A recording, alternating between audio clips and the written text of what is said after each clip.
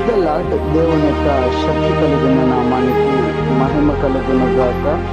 ఈరోజు దేవుని యొక్క వాగ్దానము ఎఫెసీయులకు రాసిన పత్రిక 4వ అధ్యాయము 32వ వచనం యొక్క 2వ భాగము. దేవుడు మిమ్ములను ఏ విధముగా క్రీస్తులో క్షమించాడో ఆ విధముగానే మీరు కూడా ఇతరులని క్షమించుడి అని ఇక్కడ రాయబడి ఉంటున్నది. వాస్తవానికి ఈ దినము వాగ్దానాన్ని వింటున్న వారులారా, ఒక్కసారి ఆలోచన చేయండి. ఎందుకంటే దేవాతి దేవుడు ఈ దినము ఒక స్పష్టమైనటువంటి ఒక వాగ్దానము చేత నన్ను దేవుడు హెచ్చరిక చేయుచున్నారు. ఎందుకంటే క్రైస్తవుడు అని చెప్పుకొనిచున్న నీవు, క్రైస్తవురాలని చెప్పుకొనిచున్న నీతో దేవుడు సూటిగా ఈ దినము మాట్లాడుతున్నాడు. ఏమని మాట్లాడుతున్నాడు అని మనం గనుక చూసినట్లయితే, ఈ దినము క్రైస్తవులము అని చెప్పుకున్న మనము ఇతరుల్ని క్షమించే గుణము మనకు లేకుండా ఉన్నది.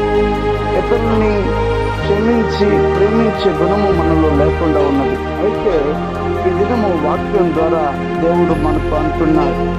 ఎందుకంటే మనము చేయరాని తప్పు, చేయరాని నేరము, శిక్షకు పాత్రులుగా మనం ఉన్నప్పుడు ఎలాగైతే దేవాతి దేవుడు తన ప్రియ కుమారుడగు క్రీస్తు ద్వారా మనలను క్షమించాడో, బలిగా తన ప్రియ కుమారుడిని అర్పించి ఎలాగైతే మనల్ని క్షమించాడో, అలాగన మనము కూడా కొన్ని నష్టాలు మనకు జరిగినా ఆ నష్టాన్ని ఎంచక ఇతరుని క్షమించే గుణము మనకు ఉండాలి. ఇతరుని క్షమించే గుణము మనకు ఉండాలి. ఒకవేళ మాటల ద్వారా మనల్ని ఇబ్బంది పెట్టున్నా, వేల ద్వారా మనల్ని ఇబ్బంది పెట్టున్నా, ఏ రకము చేతనైనా మనం ఇబ్బంది పెట్టున్నా సరే, వాటిని మనం ఎంచక మనము దేవుని ద్వారానే, దేవుని వలనే, దేవుని యొక్క ప్రేమను బట్టి దేవుడు మనల్ని క్షమించినట్లు మనం కూడా ఇతరుని క్షమిద్దాం. తప్పక దైవ ఆశీర్వాదములు పొందుకున్నట్లు దేవుని సహాయాన్ని వేడుకుందామా? ఇది వరకు ఇతరుని క్షమించే మనస్తత్వం నీకు లేకుండా పోయింది. ఈ దినమైనా సరే వాగ్దాన్ని వింటున్న నీవు క్షమించే తత్వం, గుణము కలిగి దేవుని దగ్గర ప్రార్థన చేద్దామా? ప్రార్థన.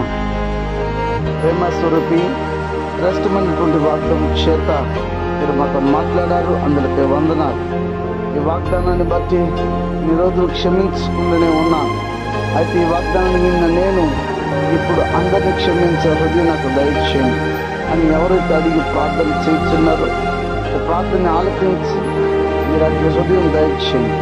అనారోగ్యం ఉన్న వారికి ఆరోగ్యము, ఆర్థిక ఇబ్బందులు ఉన్న వారికి విడుదల, రక్షణ లేని ప్రతి ఒక్క రక్షించి ప్రతి వారిని మీ డాక్టర్ సిద్ధపరచమని క్రీస్తు పేరిట వేడుకొని నామ తండ్రి, ఆమేన్. God bless you.